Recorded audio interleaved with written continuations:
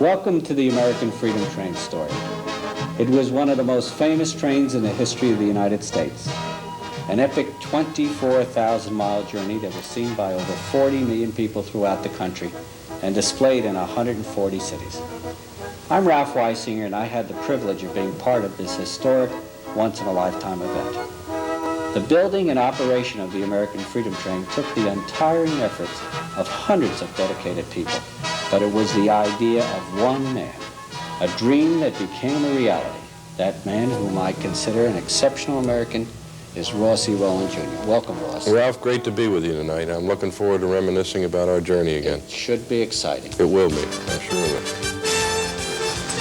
The American Freedom Train was destined to be one of the greatest trains in history. It would cover 22,000 miles and be seen by some 48 million people. Few events in modern times could match the epic journey of Ross Rowland's American Freedom Train.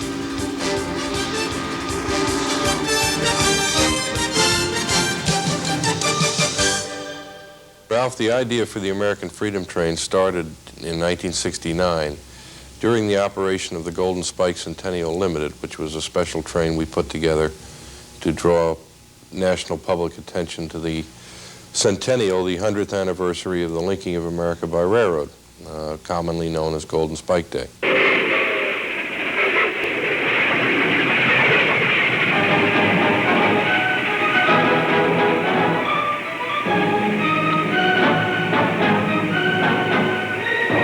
In 1969, a very special train began an epic 15-day journey from New York to Salt Lake City, Utah.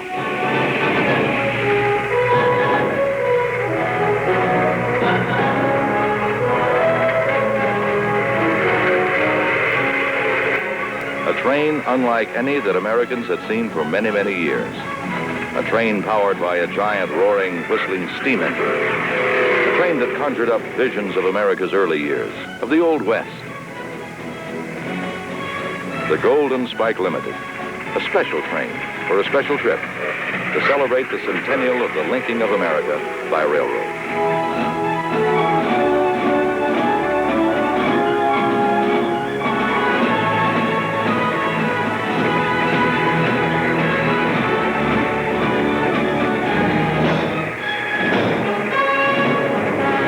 Spike Limited began its 7,000-mile run. No one connected with the project was really prepared for the tremendous reception awaiting them. Somehow, the steam locomotive, the symbol of railroading in America, holds a special fascination for people of all ages. All along the route, in towns and villages, as well as large cities, people turned out by the thousands to share in the excitement of the event. They could be seen everywhere, straining to see and wave at the train. 10,000 were at trackside in Erie, Pennsylvania.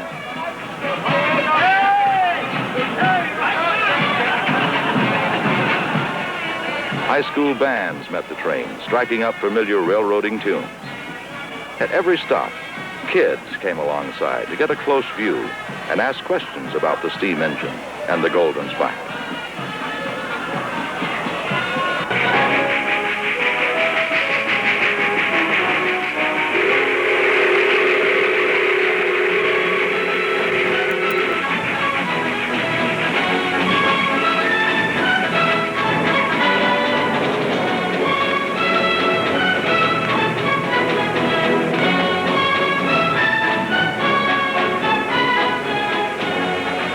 Spike Centennial Limited was an immense success.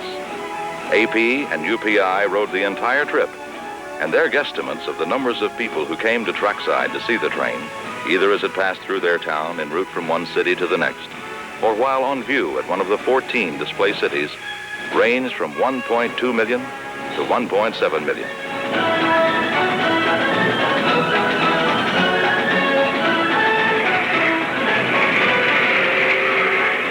It was this tremendous public outpouring and interest that sparked the first flames in the firebox of the Freedom Train.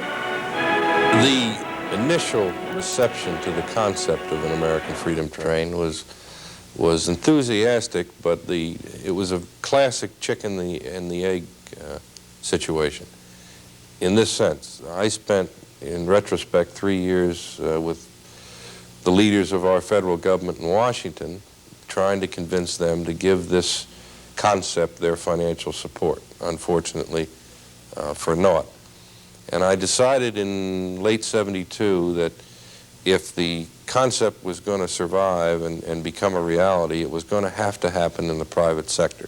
So I spent 2 years visiting 56 different corporations trying to get 4 American companies to give us $1 million each. We figured about $4 million to physically build the train.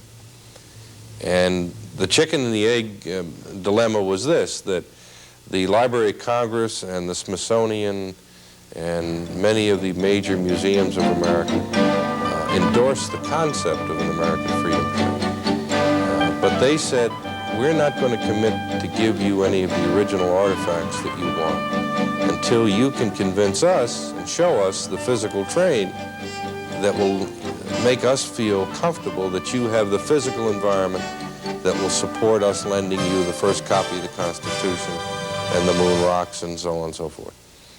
And the potential corporate donors said, well, Ross, we think it's a great idea, but we're not going to give you $1 million without being able to write our name on the side of the train, et cetera, which you say is one of the conditions, unless you can give us a letter that says you'll have the Constitution and Jack Kennedy's rocking chair and Martin Luther King's Bible, et cetera, et cetera.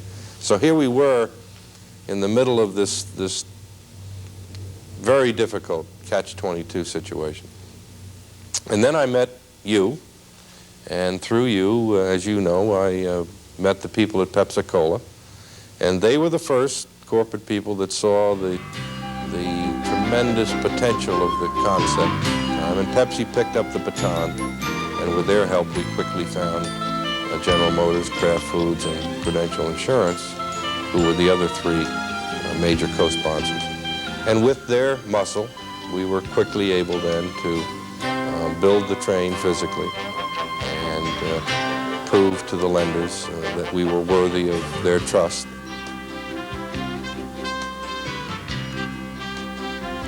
It took a lot of planning and research to create the Freedom Train. People from all walks of life would participate in the hundreds of different skills needed for this once-in-a-lifetime event. A train called the Preamble Express was built in Lebanon, put together to tour the country first. The train was to find out if anybody would come to see a Freedom Train. Would it be a success? Would it be a total flop? Would the people come to see it? No one knew. Were the tracks there? Were the stations there? And so the Preamble Express took off on its own 22,000-mile journey. First stop, Boston's North Station. There were a lot of questions that still had to be answered. How about the sights for at least 20,000 visitors a day? How about the trackage to support the weight of the 2101 or the 4449? No one knew the answers yet.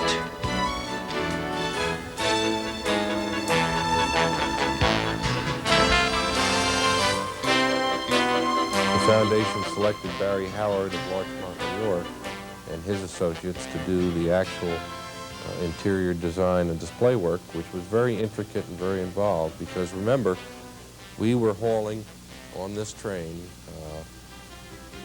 the greatest collection of original American artifacts in the history of our nation, many of which were literally priceless. So the responsibility of the physical environment in which these priceless documents and artifacts would be displayed was a critically important design issue.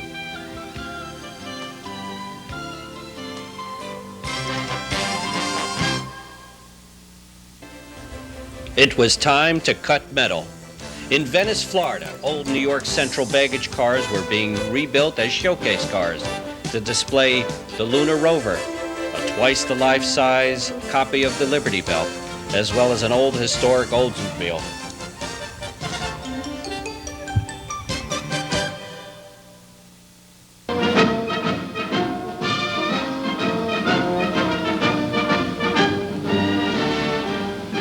Was Alexandria, Virginia, the site of the official dedication of the Freedom Train project.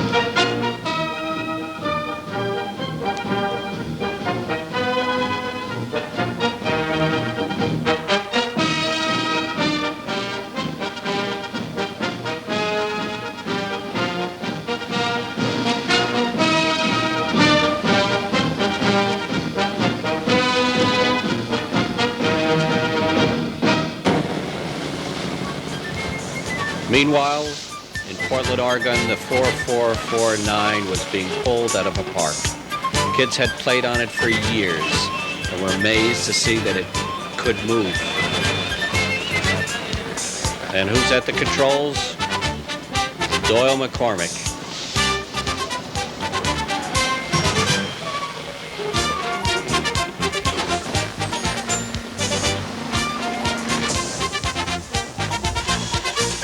The Freedom Train was paying for the rebuilding of the 4449. It was an epic story in itself.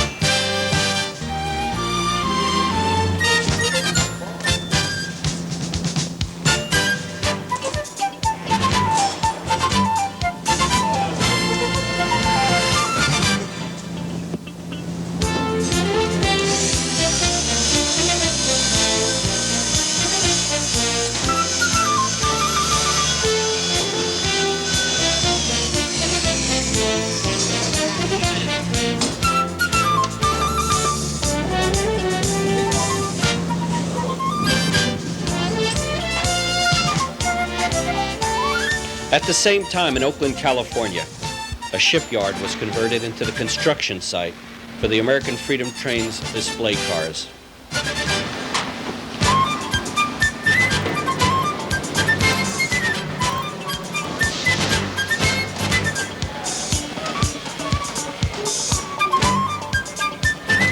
In Chicago and other cities around the country, the interiors for the display cars were being constructed.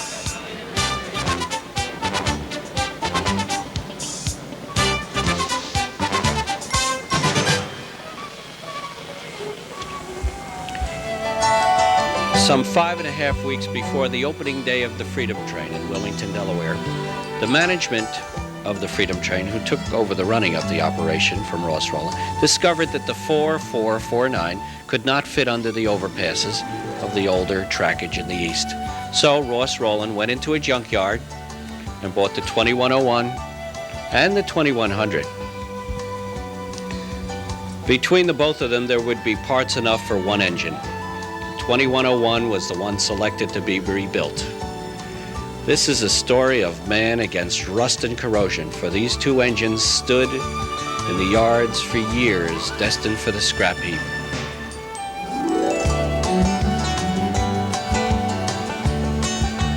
Could he make the deadline? There's another unknown factor.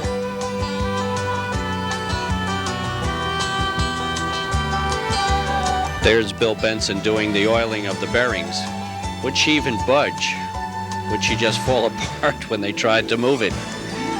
Everything was an unknown factor.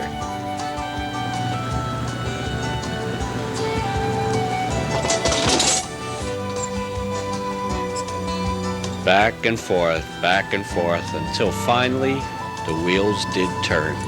Amazing.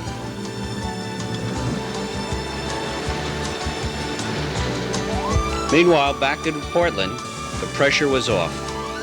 The 4449 crew took their time polishing, sanding, painting, and making the 4449 back into one of the great engines that it was.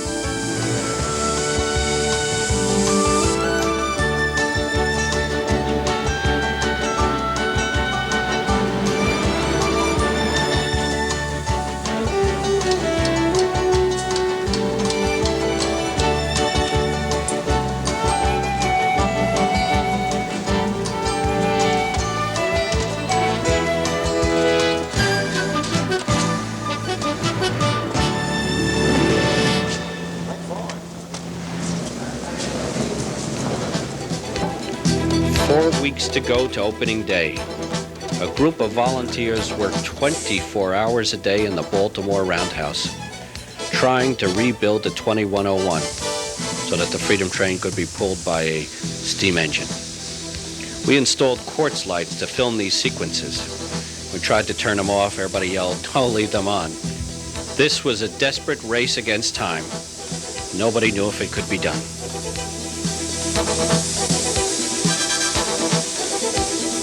At the exact same time in Cameron Station outside of Alexandria, Virginia, the Freedom train consist came together for the final construction.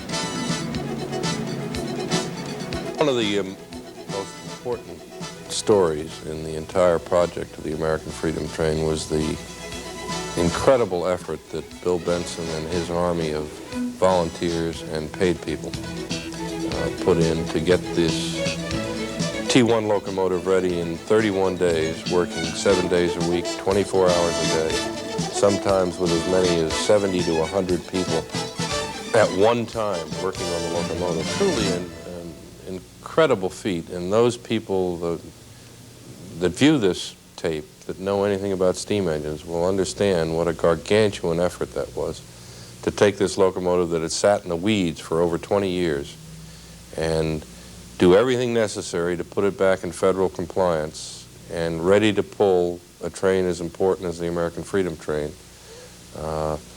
And we we finished the testing and the painting of the locomotive the evening before the day it was put on the head end of the train to pull its first leg of the journey. And I think it's altogether appropriate for me, even at this date, to say a sincere thank you on both my own behalf and the millions of Americans that later enjoyed the journey of that locomotive pulling its precious cargo, to say a heartfelt and very, very sincere thank you for the long hours that they put in, largely unheralded, and did one heck of a job.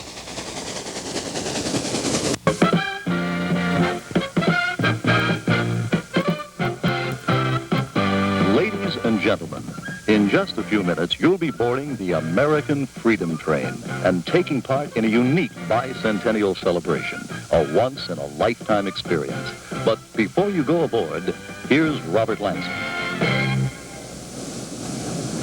You know, when you enter this long, special world we call the American Freedom Train, you'll immediately become part of a very unusual adventure. You get onto a moving walkway, you put a special listening wand to your ear. What are you going to hear through this? Sounds of history and voices of many people speaking words that have meaning today. And yet some are over 200 years old. What are you going to see? Images, documents, artifacts, inventions, ideas, 200 to 2 years old from our past. Selected for you so you can go on board the Freedom Train and get involved in the moments and the miracles that created this unique thing called the United States of America. After all, we come from this past. The people, the places, the sounds, the sights that make up our history are very much alive, and they're part of us. So what you're about to experience is, well, yourself. Now, what you bring to it is important. During the filming of a promotional film for the Freedom Train, the train caught fire at Cameron Station. This never reached the press.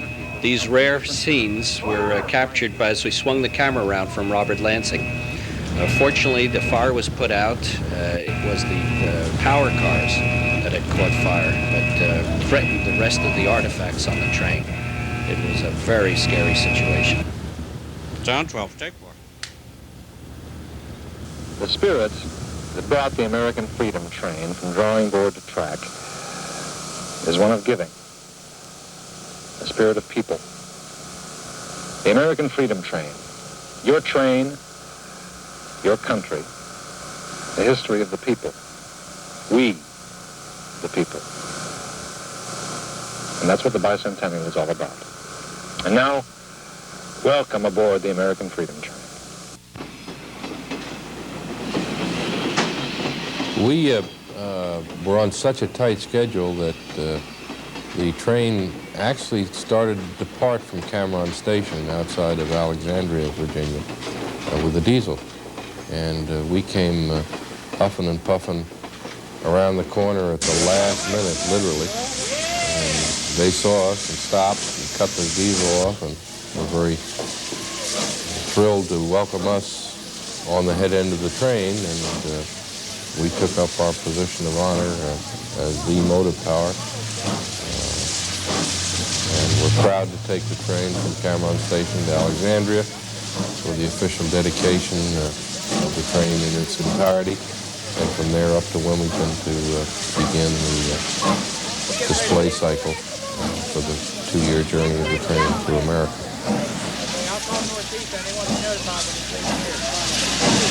They have an ETA up there, right? 20 trains?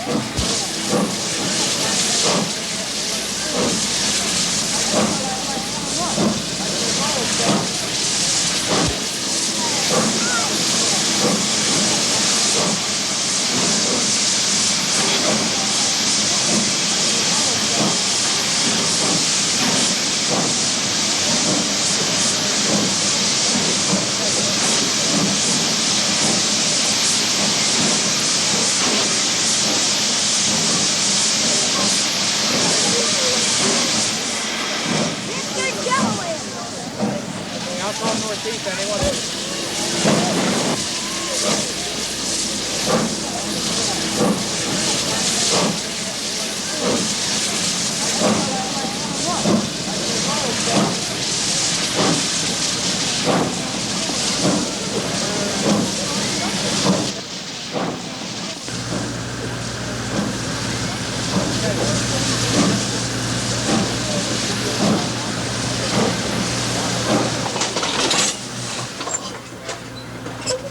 Remember, we lived in that roundhouse for 30 days, and I hadn't seen the train in its completed form until we came and put the engine on the front end, and I got my first opportunity to look at the displays that had been finalized in the hectic weeks that we were totally engrossed in getting the locomotive ready. And it was a very proud and special moment for me to be able to look down this creation for the first time.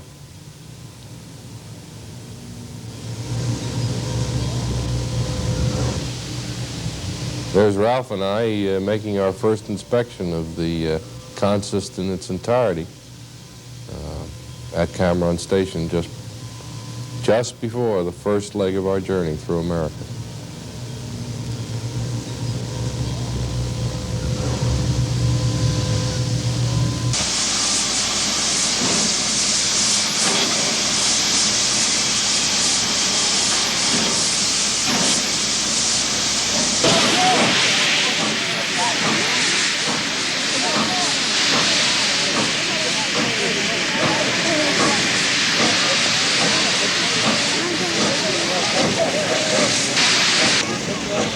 And we're off on the first leg of the trip.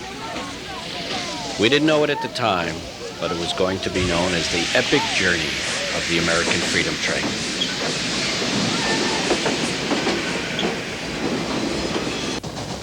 Here we are coming up the northeast corridor. Let's count the cars.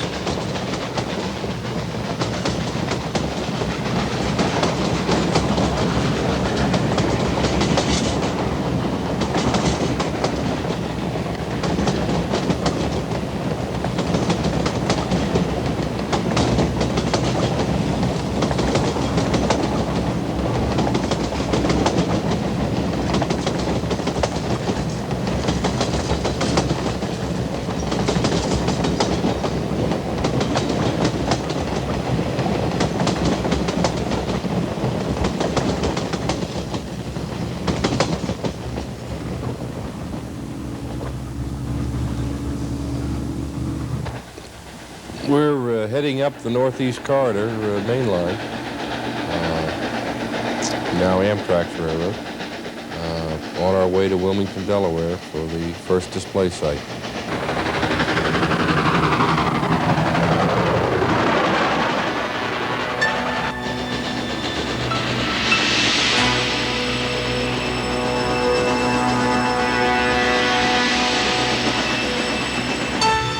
In many of the between city journeys. We were, because of the distance involved, required to stop for coal and or water. We had gained a lot of practice and experience in this exercise from the railfan trips of the previous decade. So we had them set up well ahead of time, and the fuel delivered prior, and a crane standing by, and the volunteer fire department lined up ahead of time. And by and large, they all went very smoothly, and it was a great community event for us to stop in their community and take fuel or water. And as I say, by and large, they went very, very smoothly, and were additional good public relations events for the entire project.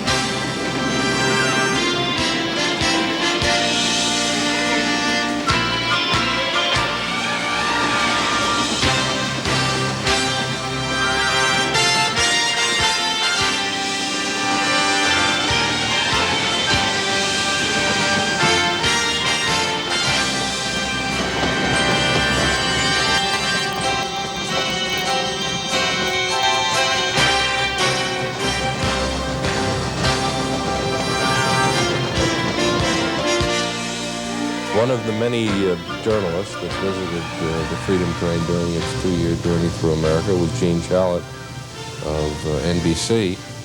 And the item of single greatest fascination for everyone, including the Gene Shalits of the world, was the locomotive. And he spent an entire day with us at Wilmington, Delaware, with his son, and most of it on the locomotive. And it became a very nice piece, which was shown throughout the nation on the Today Show. A good story of the American Freedom Train.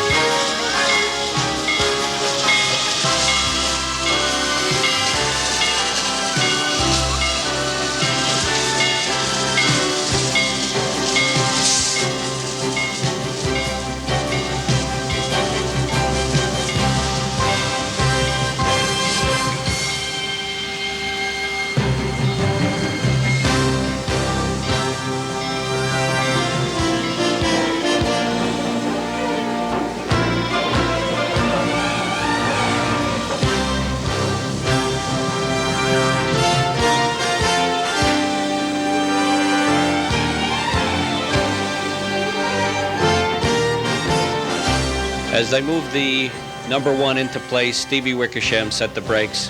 We all wondered, would anybody show up? Would they care? We'd know tomorrow.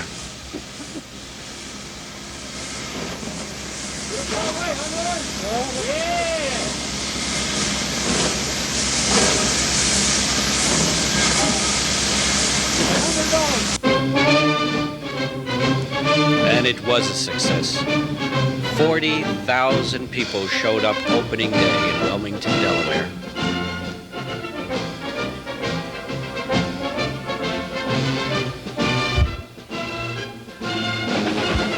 The American Freedom Train was a success. The press covered it, the people loved it. Thousands came to trackside, and the Freedom Train was traveling into history. Next stop, Albany, New York.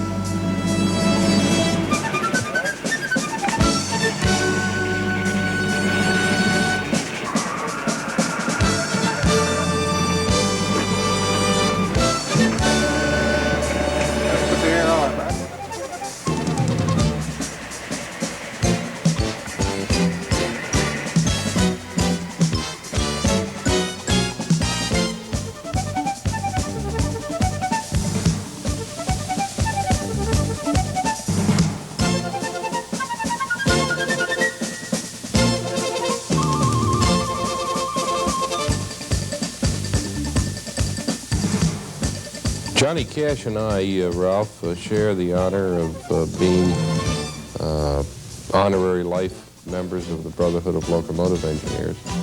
We're one of, he and I are two of a very small handful of Americans to have been so honored. And Johnny was nice enough to help us work with you during the project and shoot a promotional film using a locomotive in a park in Tennessee. And that promotional that he did for us there under your directorship was shown throughout America and had a very positive impact and helped us greatly in the success of the entire project. Hello, I'm Johnny Cash. You know, we the people have something to cheer about. America's 200th birthday, the bicentennial. To help celebrate, the American Freedom Train is coming your way, drawn by a giant steam locomotive. Aboard the train, you'll see an incredible collection of priceless artifacts and documents. The American Freedom Train comes only once. It's an experience you just can't miss, and don't let your kids miss it either. The Freedom Train is coming your way, and when it comes, get on board.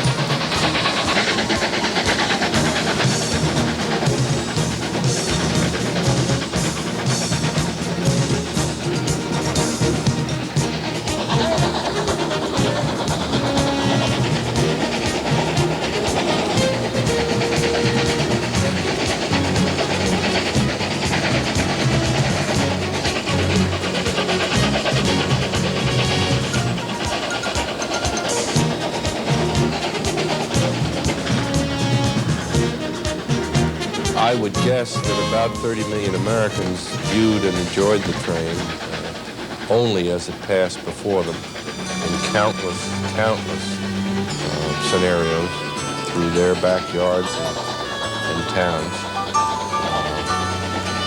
And we hit some real winter weather that first leg of the journey, including some deep snow in New Hampshire and Vermont. And there were many times where professional railroad people who had been assigned to us, some of whom had never worked with steam, were convinced that the engine couldn't take the train over certain pieces of track and so on and on.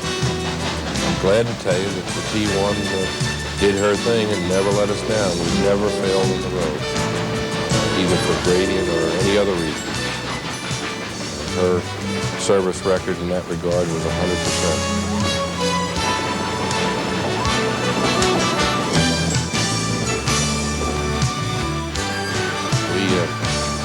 Cleaned the bottom off of at least 10,000 bridges in America in 2 years, I think, with the exhaust from the locomotive.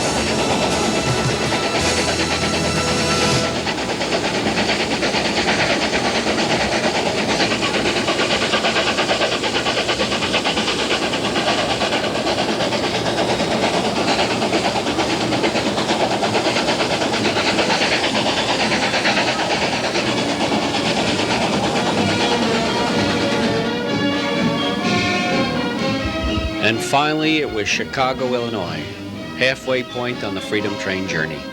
This is the place where the 4449 would take over from the number 1.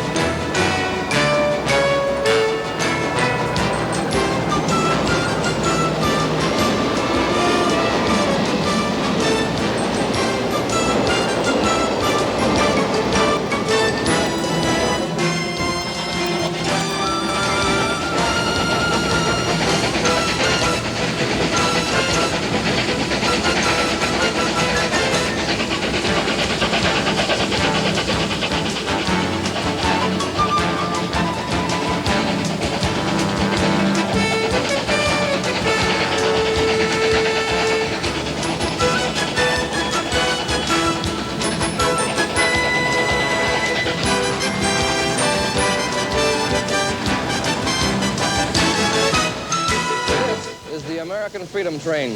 And the engine, of course, is old 4449, loaned by the city of Portland to make a 20-month journey around the United States as part of the bicentennial celebration.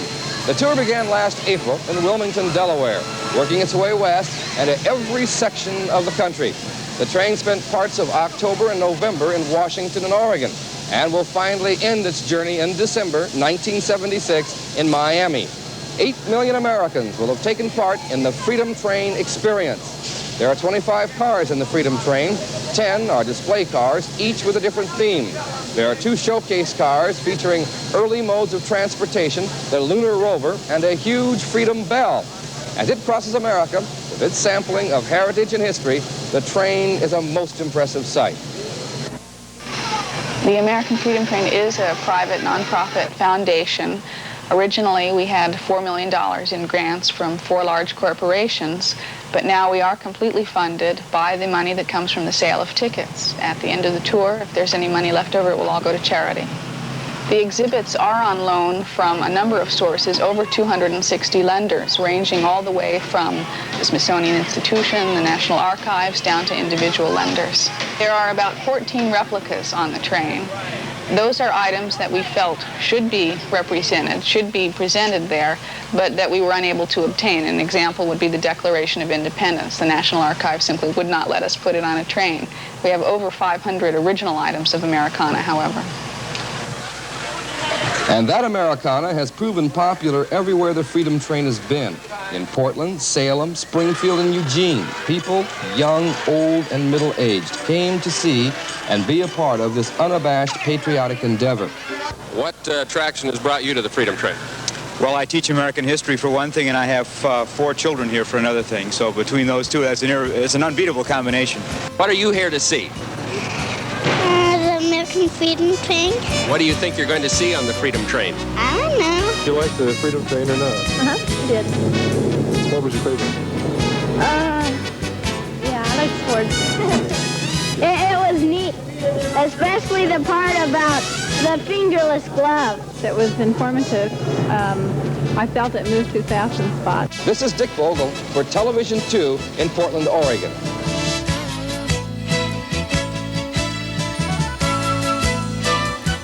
A third steam locomotive, a former Texas and Pacific Railroad engine number 610, was refurbished and pulled the train throughout Texas.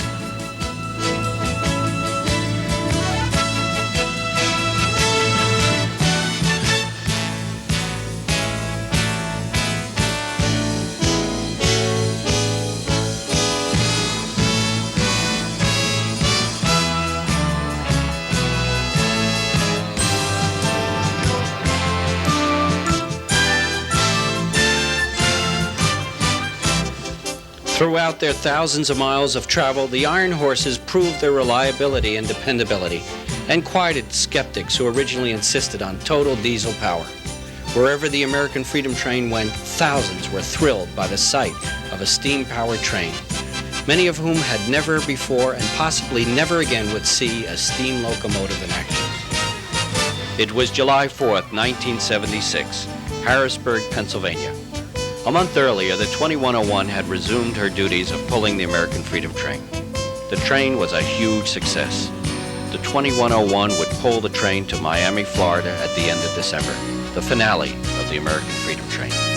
Here's Harold Weisinger, my son at 13. He wishes he had a penny for every photo taken of him on the front of the 2101. He probably could have afforded his own engine.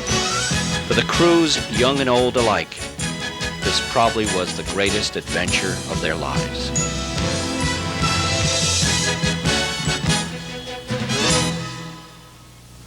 The American Freedom Train was press natural because we were carrying the greatest collection of original American treasures in the history of our country, and that alone made it a great press story. Additionally, of course, this great treasure was being taken across the nation, pulled by steam engines.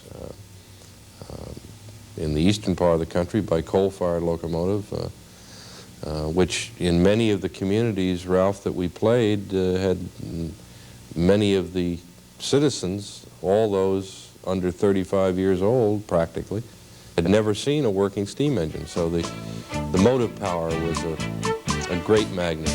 Every community we went to in America, we were understandably a big hit in the print media and in the visual media and on radio. I must have done myself, I don't know, 5,000 interviews in the year and a half we were on the road. And it was a great story, and the fact that the media, I should say the media's natural, understandable attraction to the project was certainly very important in its success, in the success that it was, in the sellout that it was throughout America during its 21-month journey. No question about it. Morristown, New Jersey, the final leg of the epic American Freedom Train journey. There's Bob Lorenz touching up the Great American Seal.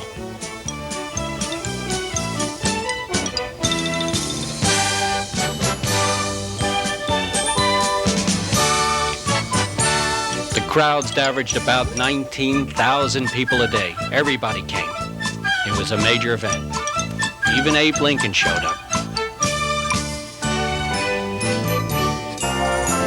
Ross, we have some of the memorabilia left over from the freedom. Yeah. Buttons and stickers. Remember this one? No, that was in the Pepsi six-pack. Sure. Yeah. I understand that these have become very valuable. Oh, some of them are priceless in the railfan memorabilia market. The poster behind us is one of the most sought-after collector's items of all the memorabilia that was created. The American Freedom Train was one of the greatest events in railroading history. Ross Rowland's dream was shared by millions. The thrill of seeing this great red, white, and blue train coming down the tracks of America, drawn by a giant steam locomotive, was an event never equaled in the nation's history. Only in America can a dream like Ross Rowland's be a reality.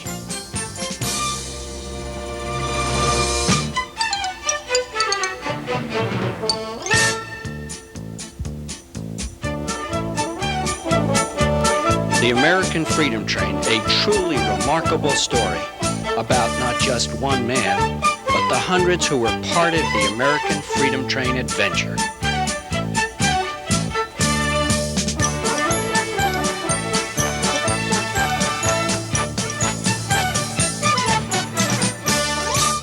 After the journey of the American Freedom Train was successfully concluded, we leased the 2101 to the chassis system railroads to lead, pull the chassis steam special, which was my concept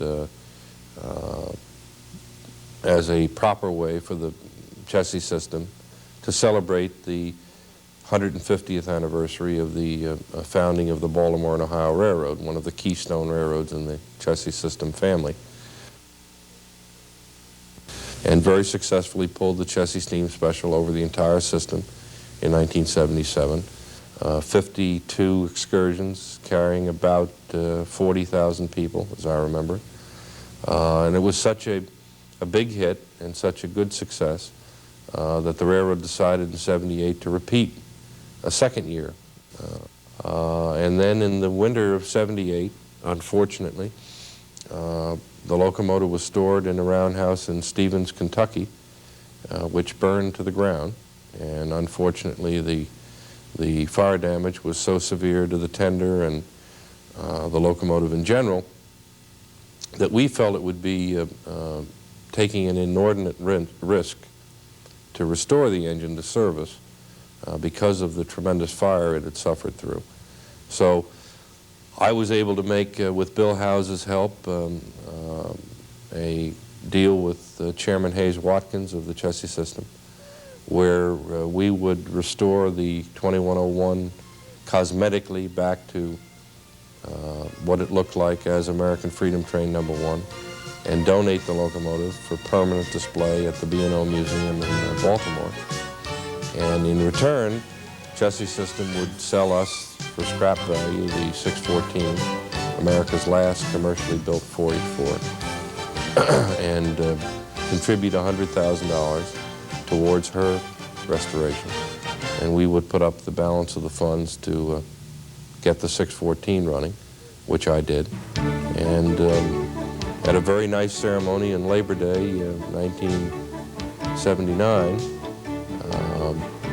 at the B&O Museum in Baltimore, we ceremoniously brought #1, locomotive #1, into her permanent display spot, all painted up and fixed up just exactly as she looked at the head of the American Freedom Train. And Chairman Watkins, in a short ceremony at the museum, awarded title to the 614 to Steam Locomotive Corporation. And we shortly thereafter began her restoration. I'm very happy to be able to share, Ralph, with you and our friends out there the fact that we have decided to restore the first T1 built, number 2100, to service, and Bill Benson will be heading up that team. And we're very excited about it because the T1s are, I think, pound for pound, the best pulling locomotive ever built in America, probably. The strongest, hardest pulling engine I've ever seen in operation. And I love their exhaust, very sharp exhaust. You can hear them forever. And we're very excited about it and hope that many of your viewers will come out and ride behind her. And so the epic continues. Ross, thanks. Ralph, it was great being with you tonight, and I sincerely look forward to seeing you down the track soon. And another great event. Absolutely. Bye-bye.